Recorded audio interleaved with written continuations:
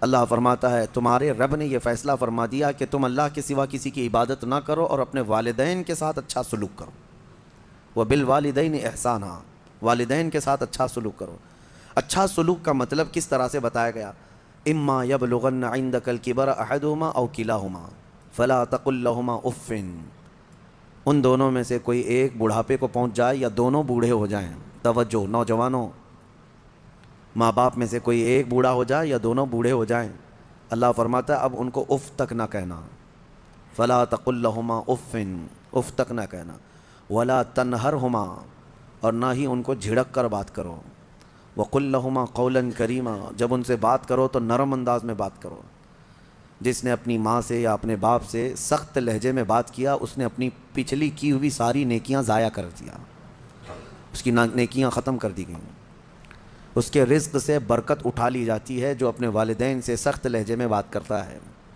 نافرمان جس نے اپنے والدین کا دل دکھایا، حدیث پاک میں میرے آقا صلی اللہ علیہ وسلم فرماتے ہیں، حضور فرماتے ہیں میں اگر چاہوں تو اس کے گھر کو آگ لگا دوں دنیا میں ہی، اس کو جینے کا کیا حق ہے؟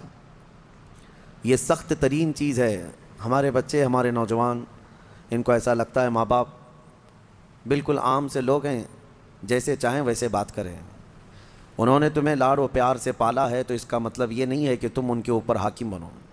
اور آج کے بچے جو کر رہے ہیں اپنے ماں باپ کے ساتھ، اس سے وہ حدیث پاک ثابت آ جاتی ہے. میرے آقا نے فرمایا سچ، قیامت کی نشانیوں میں سے ایک نشانی ہے ان تلد الامۃ ربتہا، عورت جو ہے اپنا سردار جنے گی. یعنی عورت سے جو بیٹا پیدا ہوگا وہ سردار بنے گا، یعنی خود ماں کے اوپر ہی حکومت کر رہا ہے. باندی اپنا سردار جنے گی، مطلب یہ ہے ماں باندی بن کر کے رہے گی، کنیز بن کر کے رہے گی، اور بیٹا حاکم بن کر رہے گا. یہ اکثر گھروں کا رواج ہے. ماں تو کام کی مشین ہے، ماں تو باندی ہے، گھر کی کنیز ہے. وہ تمہیں جو چاہیے وہ سب اس ماں سے ہی کرواؤ. ماں تمہارے کپڑے بھی دھوئے، ماں تمہارا کچرا بھی صاف کرے، ماں تمہارے برتن بھی دھوئے، تم جہاں بیٹھے ہو وہاں تمہارے لیے کھانا بھی لا کر پروسے. کنیز ہی تو ہے تمہاری، تم نے اس کو باندی بنا رکھا ہے، پلس اس کے اوپر حکم الگ جماتے ہو. اتنا سخت ترین گناہ ہے یہ. اللہ نظر رحمت نہیں فرماتا اس بندے پر، اللہ نظر رحمت نہیں فرماتا.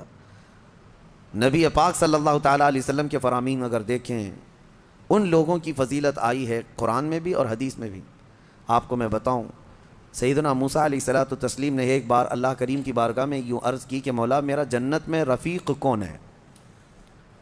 دنیا میں بہت سارے قریبی ہیں، جنت میں میرا رفیق، میرے ساتھ رہنے والا کون ہے؟ اللہ تبارک و تعالیٰ نے فرمایا کہ فلاں ایک گوشت کا کاروباری ہے، قصاب ہے، اس کا نام بتایا کہ یہ آپ کا جنت میں رفیق ہوگا.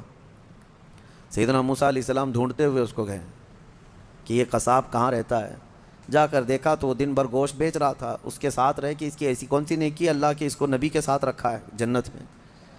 شام ہوئی تو موسیٰ علیہ السلام نے اس سے کہا کہ میں تیرے ساتھ چلوں گھر. اس نے کہا بہت اچھی بات ہے، آپ چلیے میرے ساتھ، میرے گھر مہمان ہو. گھر لے کر آیا، اس کے چھوٹے بچے بھی تھے. موسیٰ علیہ الصلوۃ والتسلیم گھر گئے تو دیکھا اس نے جلدی سے اپنے گھر میں جا کر کچھ چیز روٹی یا دودھ لیا، اور اللہ کے نبی کو بھی بٹھایا ہے اور اپنے بچوں کو بھی بٹھایا ہے، اور اس کی ماں بستر پر تھی، اسے جا کر دودھ میں روٹی چور کر نرم کر کر کے کھلا رہا ہے. اور اس کی ماں بستر پر سے ہاتھ اٹھاتی اور کہتی ہے مولا میرے بیٹے کو تو جنت میں موسیٰ کا ہم نشین بنا دے. یہ اللہ تبارک و تعالیٰ نے اس ماں کی دعا سے اس بندے کو، ماں کے خدمتگار کو، جنت میں موسیٰ علیہ السلام کا رفیق بنایا. میرے عزیزو، ماں باپ کو اپنے کنیز یا اپنے غلام نہ سمجھنا. یہ باندی یا تمہارے غلام نہیں ہیں. اور رب تبارک و تعالیٰ نے ان آیتوں میں فرمایا وَاخْفِضْ لَهُمَا جَنَاحَ الذُّلِّ مِنَ الرَّحْمَةِ وَقُلْ رَبِّ ارْحَمْهُمَا كَمَا رَبَّيَانِي صَغِيرًا. ان کے سامنے جب جاؤ تو اپنے بازوؤں کو نرمی سے بچھا دو. بازوؤں کو بچھا دینا مطلب کیا ہے؟ ان کے سامنے عاجزی کرو. تمہارے باپ بوڑھے ہو جائیں، تمہاری ماں بوڑھی ہو جائے، ان کو یہ احساس بھی نہ ہونے دو کہ وہ ایک چیز کو بار بار بول رہے ہیں. یہ آداب میں لکھا بھی ہے مفسرین نے کہ بڑھاپے میں اگر وہ تم سے دوسری بار سوال کریں ایک ہی چیز کو تو یوں نہ کہنا کہ ابا ابھی تو پوچھے تھے پھر پوچھ رہے ہو آپ، بلکہ ہر بار نئے انداز میں ان کو جواب دو تاکہ اسے احساس بھی نہ ہو کہ وہ بھول رہا ہے. یہ حقیقت میں فرمانبرداری ہے بچوں کی. ورنہ دنیا پرست آج ایسے ہو گئے ہیں کہ نعوذ باللہ من ذالک، ماں باپ کو وہ دیکھنا بھی پسند نہیں کرتے، بات کرنا بھی پسند نہیں کرتے. کتنے بوڑھے ایسے ہیں، کتنے بوڑھے ایسے ہیں. پھر بھی غنیمت ہے ہمارے ملک میں، یورپین کنٹریز، امریکہ میں ایسے حالات ہیں کہ بوڑھے اپنے گھروں میں رہتے رہتے مر جاتے ہیں. ہاسپٹل کو پڑوسی لوگ اطلاع کرتے ہیں کہ اس گھر میں جو بوڑھا تھا انتقال کر گیا، آ جاؤ اس باڈی لے جاؤ. بیٹے نہیں ہوتے ساتھ میں، کوئی نہیں ہوتا. اور آپ پوچھ لینا، مجھے وہاں کے رہنے والوں نے بتایا ہے کہ ایک بوڑھا یا ایک بوڑھی عورت کو کبھی کوئی پوتا ملنے آئے تو اس دن اس کی عید کا دن ہوتا ہے. وہاں پر بہت اس کو اہمیت دی جاتی ہے کہ کسی کا پوتا یا کسی کا نواسا ناتی ملنے کے لیے آ گیا بوڑھے کو، تو کہا گیا کہ اس کا گھر جو ہے عید کی طرح ہو جاتا ہے. اتنی خوشیاں ہوتی ہیں. اس طرح سے اولاد کو دور کرنے کا نظام بنا کر وہ دنیا میں امن کی بھی بات کرتے ہیں. بہرحال یہ قیامت کی نشانیاں ہیں. حضور پاک صلی اللہ تعالیٰ علیہ وسلم نے اس شخص کے لیے ہلاکت کی دعا کی ہے. ممبر پر کھڑے ہو کر کے میرے آقا نے ہلاکت کی دعا کی ہے، مولا وہ شخص ہلاک ہو، برباد ہو جائے. حضرت جبرائیل امین نے دعا کی اور حضور نے آمین کہا. وہ شخص ہلاک و برباد ہو جائے جو اپنے ماں باپ کو پایا لیکن ان کی خدمت نہیں کر سکا، ان کی خدمت نہیں کر سکا اور ان کو راضی کر کے جنت نہیں حاصل کر سکا. ایسا شخص ہلاک و برباد ہو جائے. حضور نے آمین کہا. اس بات کو سمجھو. کتنی مائیں ہیں جو ہمارے پاس اپنے بچوں کے متعلق کہتی ہیں، کتنے باپ ایسے ہیں جو اپنے بچوں کے متعلق ہمارے پاس کہتے ہیں، اور کتنے تو ایسے ہیں جو یہ کہتے ہیں کاش میری اولاد نہ ہی ہوتی تو میں سکون سے ہوتا. تو تم ایسے تو نہ بن جاؤ کہ تمہارے والدین تمہارے پیدا ہونے پر بھی افسوس کرنے لگ جائیں. وہ زیادہ دن تک تمہارے ساتھ رہنے والے نہیں ہیں، کیا خبر. اس لیے کوشش یہ کرو کہ ان کا احترام کریں، جتنے دن ہیں ان کو سکون کی سانس لینے دو، اور ہو سکے تو اپنے ہاتھ سے ان کی خدمت کرو، اپنے ہاتھوں سے ان کی خدمت کرو، کیونکہ ان کی خدمت کا بدلہ تم دے ہی نہیں سکتے. جب تم ماں کے پیٹ میں 9 مہینے تھے، ایک جھٹکا جو تم نے لگایا، تم 7 بار اپنی ماں کو حج کرا کر کے بھی اس جھٹکے کا اجر نہیں دے سکتے، اس کا بدلہ نہیں چکا سکتے. تم اپنی ماں کو کندھے پر بٹھا کر حج بھی کرا لو 7 مرتبہ، تب بھی تم اس کا وہ حق نہیں ادا کر سکتے. بہت بڑا عظیم حق ہے. اور کتنے ہلکے میں دھڑلے سے نوجوان اپنی ماؤں کو گالیاں تک دیتے ہیں، نعوذ باللہ. اور فرمایا گیا کہ جب ماں باپ، ایک نشانی میں آپ کو بتا دوں آپ کی زندگی کی، سب کو بتا دیتا ہوں، اپنی اپنی زندگی میں اس کو جانچ لینا. ابھی کل ہی کی بات ہے، میرے سامنے ایک بات آئی تھی، تجربے کی ہے، اس لیے میں آپ کے سامنے کہہ رہا ہوں.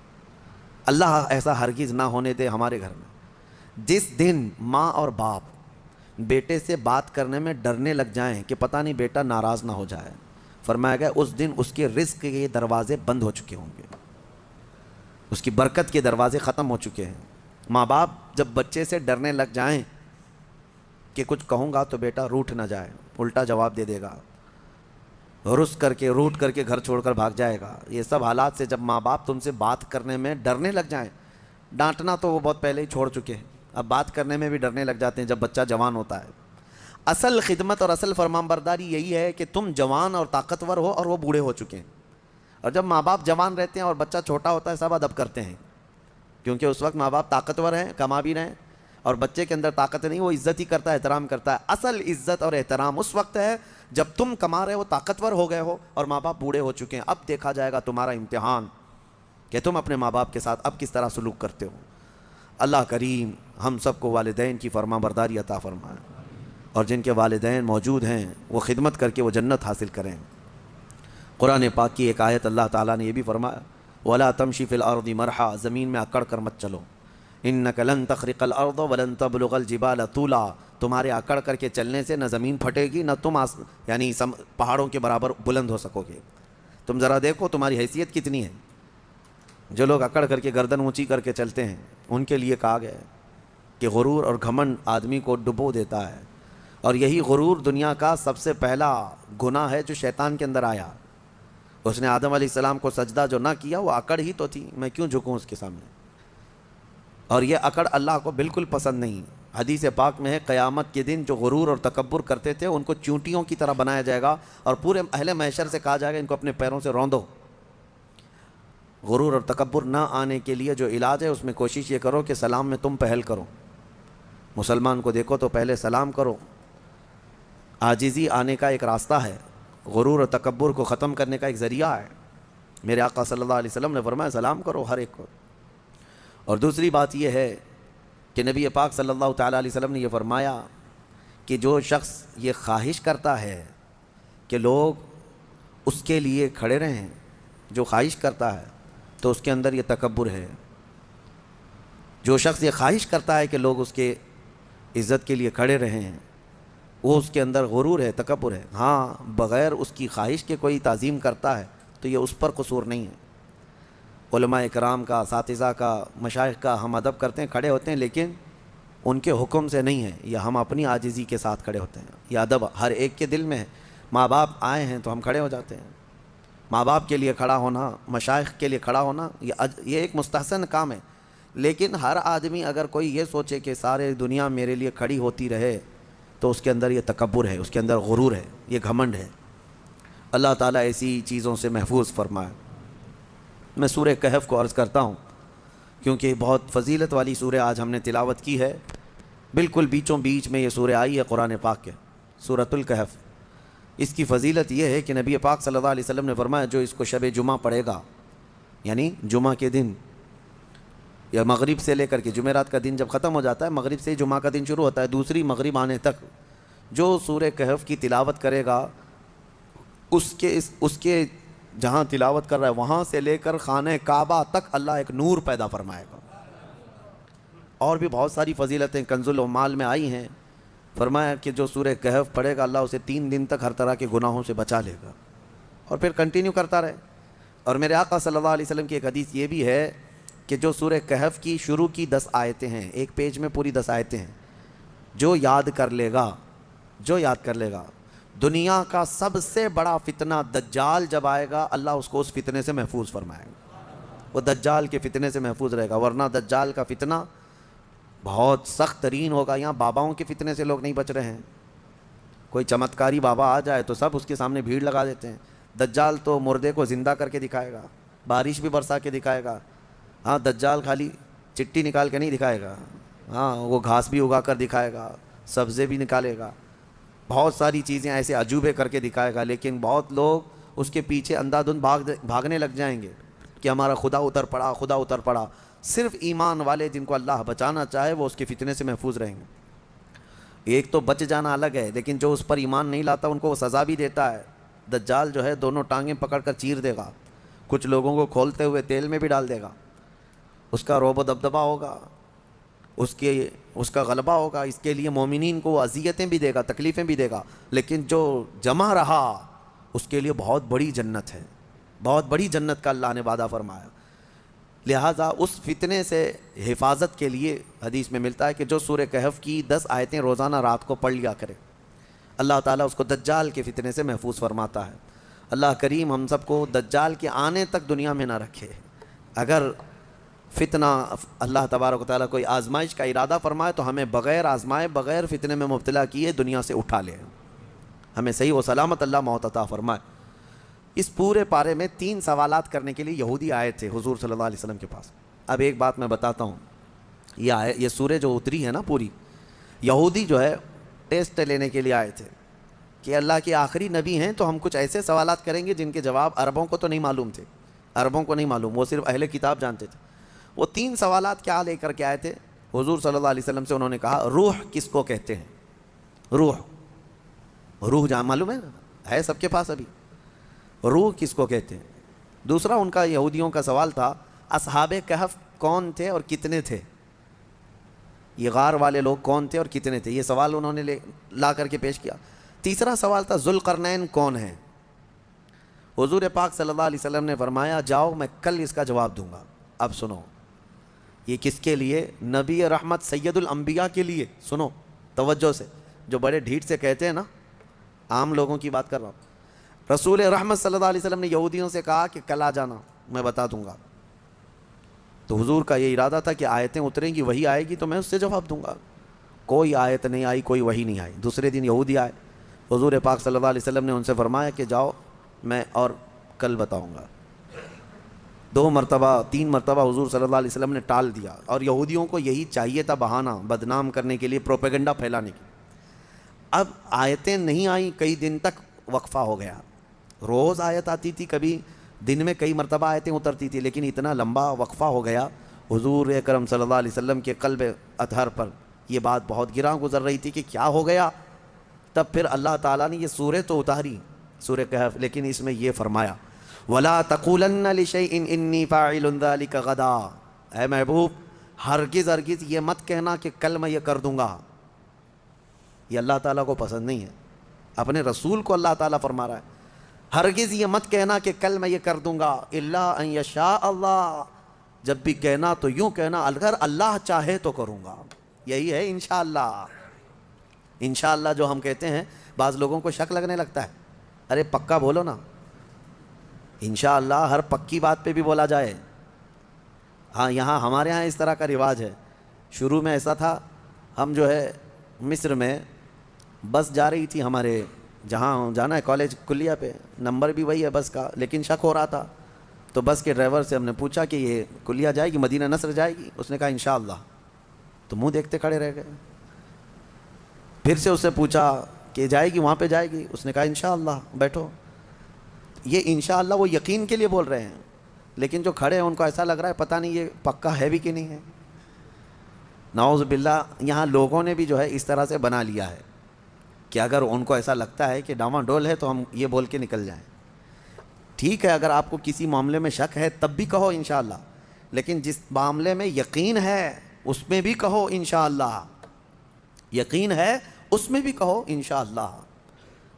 اب آپ کو اس مجلس میں بیٹھے ہیں، آپ گھر جانا ہے نا آپ سب کو، جبکہ پکا معلوم ہے ابھی اٹھیں گے اب جائیں گے آپ سب لوگ، لیکن آپ کو کہنا کیا چاہیے؟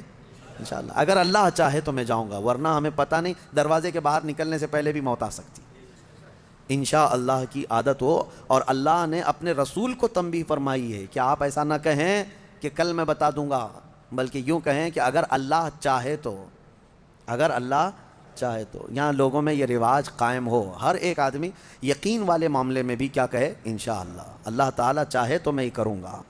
ہمارے استاد ایک کہتے تھے، ایک آدمی گھوڑا خریدنے کے لیے آیا، پیسے تھے اس کے پاس 50,000 روپے. امام صاحب کے پاس آیا، کہا کہاں جا رہے ہو؟ کہا گھوڑا خریدنے جا رہا ہوں. تو حضرت نے پوچھا کب؟ آج ہی خریدو گے؟ کہا اب بھی خرید کے لا رہا ہوں. امام صاحب نے حضرت نے کہا بیٹا انشاءاللہ بولو. کہا انشاءاللہ کچھ نہیں، ابھی جا رہا ہوں مارکیٹ میں، دیکھو پیسہ بھی ہے لے کے یہاں آؤں گا. یہ یہاں کا رواج ہے، یعنی انشاءاللہ وغیرہ کی ضرورت نہیں ہے، ابھی جا رہا ہوں پکا ہے لے کے ہی آؤں گا. انہوں نے کہا پھر بھی بولو. کہا نہیں اس کی کیا ضرورت ہے. گیا وہ گھوڑا خریدنے کے لیے مارکیٹ میں گیا تھا، اس سے پہلے کھانے کے لیے کسی ہوٹل میں گیا، کھانا کھایا خوب، بریانی وغیرہ ساری چیزیں. کسی نے اس کے پاس پیسے مار لیے، پوری پاکٹ کاٹ لیا، پورے جتنے پیسے تھے. اب اس کے بعد اٹھا، اس کے پاس بل دینے کے لیے بھی پیسے نہیں تھے. تو ہوٹل والوں نے کہا کہ یہ تو چور چکا دکھ رہا ہے، اتنا سب کھا لیا اور بل دینے کے لیے برسوں پہلے کی بات ہے. اس کو وہیں پر لگا دیا اور کہا کہ پورے برتن دھل کے جائیں یہاں سے. ہوٹل کے پورے برتن اس سے دھلوائے، صفائی کروائے. شام ہو گئی، کپڑے میلے تھے کچیلے ہیں، پتہ نہیں کتنے ٹیبل صاف کیا، برتن دھویا اور واپس منہ لٹکائے آیا. حضرت بیچ میں مل گئے امام صاحب. کہا کہاں ہے گھوڑا؟ تو اس نے کہا میں انشاءاللہ گیا تھا گھوڑا لانے، انشاءاللہ کھانا کھا رہا تھا، انشاءاللہ کسی نے پیسے چرا لیا، پھر انشاءاللہ ہوٹل والے نے جو ہے برتن منجوایا، پھر انشاءاللہ میں ٹیبل صاف کیا، پھر انشاءاللہ اب واپس آیا. اب تو ہر بات پہ انشاءاللہ. میرے عزیزو یہ کوئی انشاءاللہ یہ محاورہ نہیں ہے، تکیہ کلام نہیں ہے، یہ یقین کو جتاتا ہے. اللہ کی ذات سے آپ کا کتنا گہرا تعلق ہے. لٹ جانے کے بعد مت کہو، سب کچھ ہونے کے وقت بھی کہو کہ اگر میرا مولا چاہے. اسی طرح کی ایک روایت حضرت سلیمان علیہ السلام کے متعلق ہے. ان کی 100 بیویاں تھیں. انہوں نے ایک رات یوں کہا کہ آج کی رات میں اپنی ساری بیویوں کے پاس جاؤں گا، سب سے صحبت کروں گا اور ہر ایک سے ایک مجاہد بیٹا پیدا ہوگا. لیکن انہوں نے انشاءاللہ نہیں کہا تھا. وہ گئے، رات ساری بیویوں سے ملاقات کی. اللہ کے نبی ہیں، نبی کی طاقت کو عام انسانوں سے کمپیئر نہیں کریں بہرحال. لیکن ان کے اس قول کا کچھ بھی نہیں ہوا. بعد میں ایک ہی بیوی سے ایک بیٹا پیدا ہوا کمزور.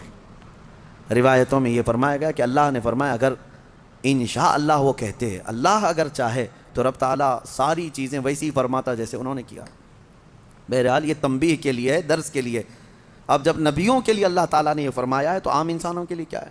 خیر آیتیں اتری اور پھر اللہ نے بتا دیا اپنے محبوب کو روح کیا چیز ہے، اصحاب کہف کون تھے، ذوالقرنین کون ہے۔ یہ تینوں کے جوابات جو یہودی پوچھ کر کے پروپیگنڈا پھیلا رہے تھے کہ رسول کو نہیں پتہ ہے، اللہ نے قرآن میں یہ تینوں کے جوابات اتارے۔ روح اللہ کا ایک حکم ہے، اللہ کا نور ہے، اور اصحاب کہف اللہ نے فرمایا کچھ لوگ کہتے ہیں 5 تھے 6 تھے اور کچھ کہتے ہیں 7 تھے، 8واں ان کا کتا ہے۔ اے محبوب آپ فرما دیں ان کی صحیح تعداد اللہ ہی کو معلوم ہے۔ 7 لوگ تھے نوجوان، اور ذوالقرنین ان کے بارے میں پھر میں بتاؤں گا۔ اصحاب کہف کے بارے میں مختصر سی بات بتا دیتا ہوں۔ ایک بادشاہ تھا دقیانوس، وہ بادشاہ مرتد اس طرح کہ وہ آخرت کا بھی انکار کر رہا تھا اور وہ اپنا ایک الگ دھرم چلا رہا تھا۔ عیسیٰ علیہ السلام کا دین پرانا ہو گیا، یعنی عیسیٰ علیہ السلام کے دین میں ہی یہ چیزیں ہو رہی تھی، تو وہ اس زمانے میں سب لوگ بت پرستی میں اور خدا کے انکار میں مبتلا تھے۔ تو 6-7 لوگ ایسے تھے جو بادشاہ کے سپاہیوں میں تھے یا وزیروں میں تھے یا الگ الگ تھے۔ یہ لوگ پوشیدہ طور پر اللہ ہی کی ذات پر یقین رکھتے تھے، ایمان رکھتے تھے، لیکن یہ ظاہر نہیں کر رہے تھے کہ ان کے بادشاہ مار ڈالے گا۔ لیکن کب تک اس طرح چھپ کر کے رہیں؟ تو یہ 7 لوگ یا 8 لوگ جتنی ان کی تعداد تھی، ایک جگہ یہ لوگ مل لیا اور کہا کہ ہم یہ شہر چھوڑ کر بادشاہ کی سلطنت سے دور چلے جاتے ہیں تاکہ ہمیں ہمارے دین پر آسانی سے عمل کا موقع ملے۔ وہ سب بادشاہ کو چھوڑ کر کے اچانک ایک دن رات کو طے کر کے نکلے۔ راستے میں ایک کتا ان کے ساتھ ہو گیا۔ انہوں نے کتے کو کہا کہ یہ کتا کہیں بھوکے گا تو ہم کو پکڑوا دے گا، اس کو چھوڑ دو۔ تو کتے نے فصیح زبان میں کہنا شروع کیا کہ میں بھونک کر پکڑوانے کے لیے نہیں بلکہ میں تمہاری حفاظت کے لیے ساتھ چل رہا ہوں۔ اللہ نے اسے زبان دی، یہ واقعہ موجود ہے۔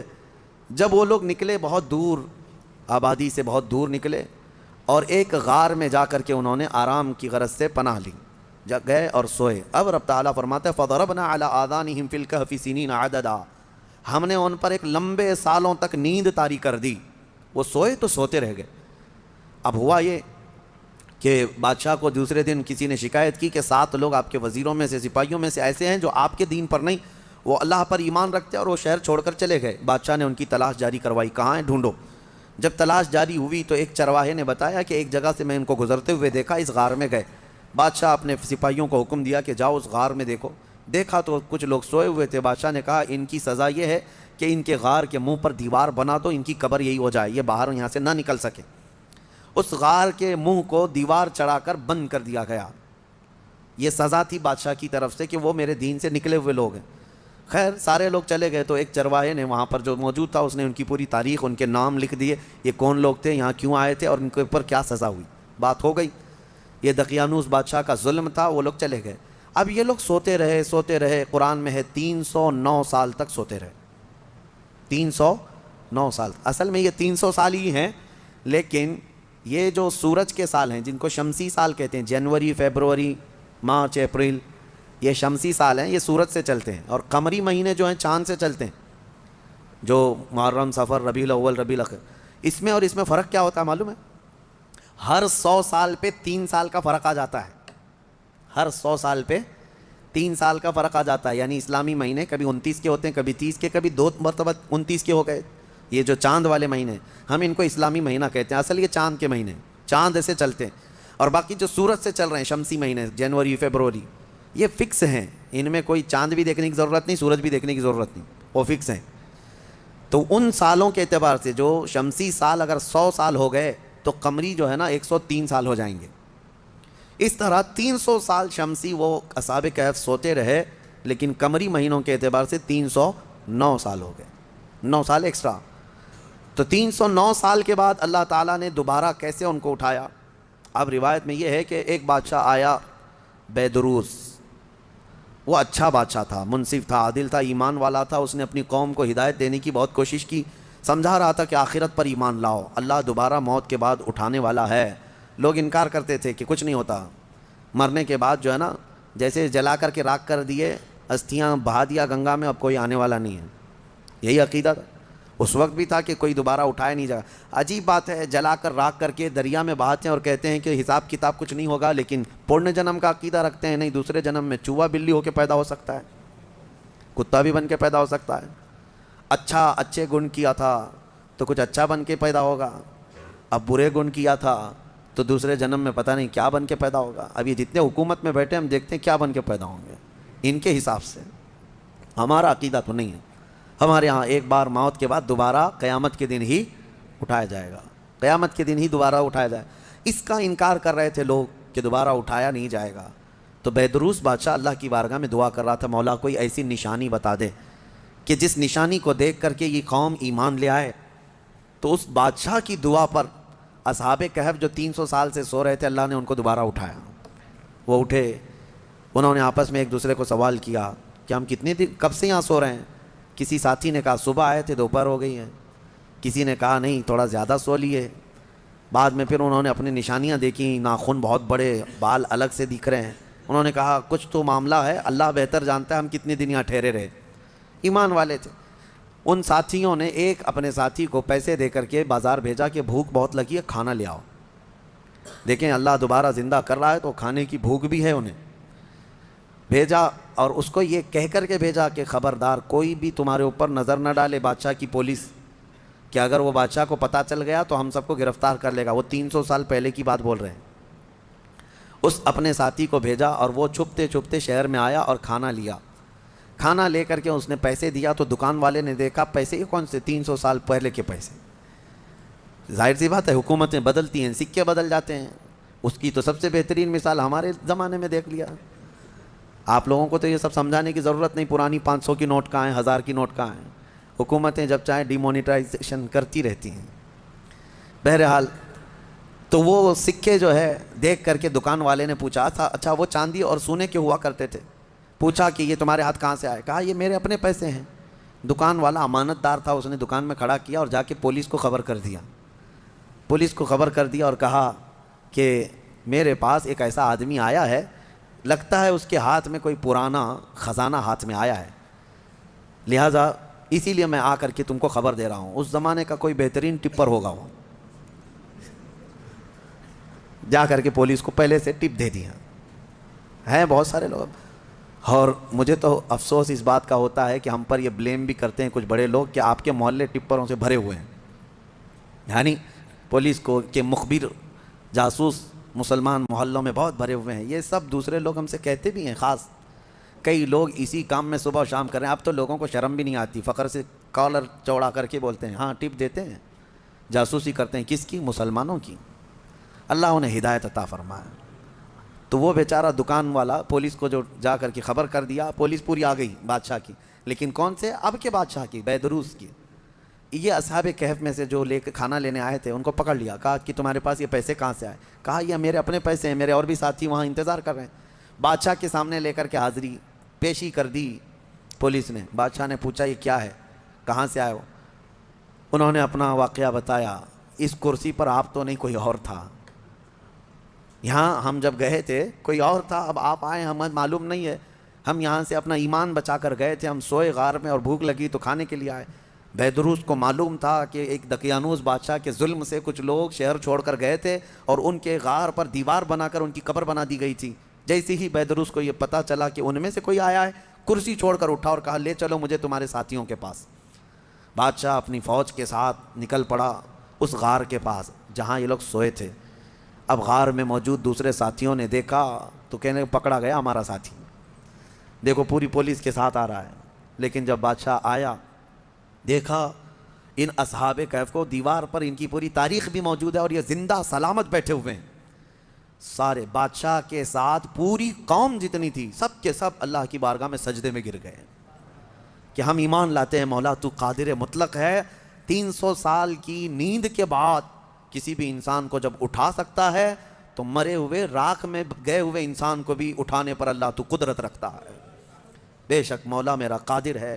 اور اسی لیے رب تعالیٰ نے قرآن میں فرمایا منہا خلقناکم وفیہا نعیدکم ومنہا نخرجکم تارۃ اخری. پتہ ہے یہ ہم دعا کہاں پڑھتے ہیں؟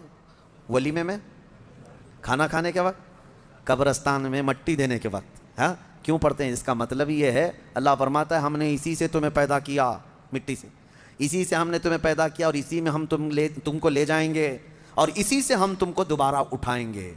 مٹی دینے کے وقت ہر ایک کو یہ احساس ہونا چاہیے میں اسی سے پیدا ہوا ہوں, اسی میں جاؤں گا اور اسی سے پھر اٹھایا جاؤں گا.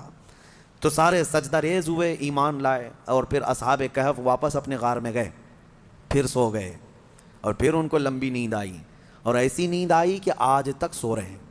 حدیث پاک میں وہ ابھی بھی سو رہے ہیں. قیامت کے قریب اللہ ان پر صرف موت طاری کرے گا، ورنہ ابھی تک وہ سو رہے ہیں، اور ہر عاشورہ محرم کی 10ویں تاریخ کو وہ کروٹ بھی بدلتے ہیں۔ اصحاب کہف آج بھی سو رہے ہیں اپنے غار پہ، اور قرآن میں اللہ نے فرمایا ان کے غار کو اللہ نے ایسا رکھا ہے کہ سورج بھی ان کے غار کے اوپر سے نہیں جاتا، سورج کی تیز روشنیاں ان کے اوپر نہیں آتی، وہ غار اوپر سے چھپا ہوا نہیں ہے، وہ کھلے میدان میں سوئے ہیں۔ سورج جب ان کے غار کے اوپر سے جاتا ہے تو دائیں ہو جاتا ہے یا بائیں ہو جاتا ہے، موسموں کے حساب سے سیدھے ان کے اوپر سے نہیں جاتا، موسموں کے تھپیڑوں سے اور سختیوں سے بھی اللہ نے ان کو محفوظ رکھا ہے۔ اور قرآن میں اللہ فرماتا ہے کہ تم اگر دیکھو گے وَتَحْسَبُهُمْ أَيْقَاظًا وَهُمْ رُقُودٌ وَنُقَلِّبُهُمْ ذَاتَ الْيَمِينِ وَذَاتَ الشِّمَالِ وَكَلْبُهُمْ بَاسِطٌ ذِرَاعَيْهِ بِالْوَصِيدِ، دیکھنے والا دیکھے گا تو ایسا لگیں گے کہ وہ زندہ بیٹھے ہوئے ہیں جبکہ وہ سو رہے ہیں، اللہ فرماتا ہے، اور وہ کبھی دائیں اور بائیں پلٹتے رہتے ہیں، اور ان کا کتا پالتی مار کر ان کے قدموں میں بیٹھا ہوا ہے۔ لَوِ اطَّلَعْتَ عَلَيْهِمْ لَوَلَّيْتَ مِنْهُمْ فِرَارًا، اللہ فرما رہا ہے اگر تم دیکھنے کی کوشش کرو گے پیٹ پھیر کر کے بھاگ جاؤ گے، تمہارے اوپر اللہ ایسا رعب ڈالے گا کوئی دیکھ نہیں سکے گا، کوئی دیکھ نہیں۔ اب جارڈن میں ایک جگہ اصحاب کہف کا غار کہہ کر کے بتایا جاتا ہے، اور لوگ اندر گھس کے دیکھ کے بھی آتے ہیں، ویڈیو بھی کر کے آتے ہیں، لیکن قرآن کے اعتبار سے مجھے نہیں لگتا، یہ پتہ نہیں جا کر ہڈیوں کے ویڈیو بنا کر کے لاتے ہیں، اور انٹرنیٹ پہ بھی بہت سارے ویڈیو پڑے ہیں اصحاب کہف کا غار، اصحاب کہف کا غار، یہ غار کہاں ہے اور اللہ کیسے محفوظ رکھا ہے آپ وہاں جا نہ سکیں گے، رعب ایسا اللہ تعالیٰ نے اس غار پر رکھا ہے۔ اب خلاصہ کلام یہ ہے کہ اس میں جو چیزیں عبرت کی ہیں وہ میں کہتا ہوں، وہ کون تھے؟ اللہ کے نبی تھے؟ وہ کون تھے؟ رسول تھے؟ فرشتے تھے؟ نہیں، اللہ فرماتا انہم فتیۃ آمنوا بربہم، بس وہ نوجوان تھے جو اپنے رب پر ایمان لائے تھے۔ اگر نوجوان مضبوط ایمان لائیں مولا صدیوں تک ان کی حفاظت فرماتا ہے، ان کے ایمان کی برکت دیکھیں۔ اور اتنا ہی نہیں، وہ اچھے لوگ تھے، اچھے لوگ تھے۔ میاں کتا کیا کر رہا ہے؟ کتا کیوں ابھی تک محفوظ ہے؟ اور بلکہ بعض روایات میں ہے جانوروں کو تو قیامت کے دن ختم کر دیا جائے گا، ان کا معدوم کر دیے جائیں گے، یہ ان کے لیے جنت دوزخ نہیں ہے، لیکن اصحاب کہف کا کتا جنت میں جائے گا، کتا بھی جنت میں جائے گا۔ اس کی وجہ یہ ہے، فرمایا کہ کتا جنت میں جا رہا ہے، وجہ یہ ہے کہ اللہ والوں کے دامن سے لگا ہوا ہے، اللہ والوں کے ساتھ بیٹھا ہوا ہے۔ تو میں یہ پوچھتا ہوں، اللہ والے نیک بندوں کی معیت میں صحبت میں رہ کر کتا جنت میں جا سکتا ہے، تو تم امت محمدیہ اگر غوث پاک کی نسبت حاصل کرو، غریب نواز کی نسبت حاصل کرو، تو کیا اللہ تعالیٰ ان کے ساتھ تمہیں محشر میں جنت نہیں عطا کرے گا؟ اسی لیے بریلی کے امام نے اپنی نسبت پہ یوں فخر کیا تھا، اے سرکار غوث تجھ سے در، در سے سگ، اور سگ سے ہے مجھ کو نسبت، میری گردن میں بھی ہے دور کا ڈورا تیرا، اس نشانی کے جو سگ ہیں نہیں مارے جاتے۔ ہاں، جن کتوں کے گلے میں پٹا ہوتا ہے ان کو میونسپلٹی والے نہیں اٹھاتے ہیں، کیوں؟ وہ نشانی ہے کہ یہ کسی مالک کا کتا ہے۔ آوارہ جو ہے اسے انجیکشن مار کے چلے جاتے ہیں، ہاں، جو آوارہ کتا بھونکتے رہتے ہیں ان کو انجیکشن مارتے ہیں یا لے جا کر کے کہیں ویرانے میں چھوڑ دیتے ہیں۔ آپ کے یہاں میونسپلٹی کی گاڑی اب آتی ہے نہیں آتی پتہ نہیں، لیکن دیکھو بیلٹ والے کتے کو کوئی پکڑ کے دکھائے، ارے اب تو کتوں کے لیے بڑے قانون بنے ہوئے ہیں، ہمارے یہاں تو چھوڑیں، باہر ملکوں میں تو انسانوں سے زیادہ اہمیت جو ہے نا کتوں کے لیے ہے، ان کے لیے بہت اعلیٰ قسم کے قانون بنے، پارلیمنٹ میں بل پاس ہوئے ہیں کتوں کے لیے، جاپان وغیرہ میں۔ ہاں، کتے کو کچھ نہیں کہہ سکتے آپ، بلکہ ایک آدمی نے کیس کیا کسی کے اوپر کہ اس نے میرے ٹامی کو کتا کہا، اس نے حقارت سے کتا کہا، یہ ڈیفیمیشن کا کیس، مان ہانی۔ ہاں، جیسے ابھی پرائم منسٹر کو کسی نے کہا تو وہ اپنے حد کے عزت کا کیس کر لیے، اس طرح کتے والے نے کیس کیا کہ مجھ کو کتا کہا، اس کو کتا نہیں کہنا چاہیے بلکہ پاکیزہ اخلاق والا، ہاں، بہت خوبصورت، یہ القاب سے کہا جائے، یہ کتوں کے لیے بنے ہوئے ہیں۔ میں یہ کہہ رہا ہوں میرے عزیزو، بات یہ ہے کہ اگر کتا نسبت حاصل کر لے تو وہ اصحاب کہف کے ساتھ جنت میں جاتا ہے۔ تو اعلیٰ حضرت فاضل بریلوی نے یہی فرمایا، اس نشانی کے جو سگ ہیں نہیں مارے جاتے، حشر تک میرے گلے میں رہے یا غوث پٹا تیرا، حشر تک میرے گلے میں رہے پٹا تیرا۔ اللہ تعالیٰ ان اولیاء کی نسبت ہمارے گردنوں میں قائم و دائم رکھے، اور مولا کریم ہمیں سنی صحیح العقیدہ زندگی عطا کرے، اور اہل سنت و جماعت پر خاتمہ بالخیر فرمائے۔ وآخر دعوانا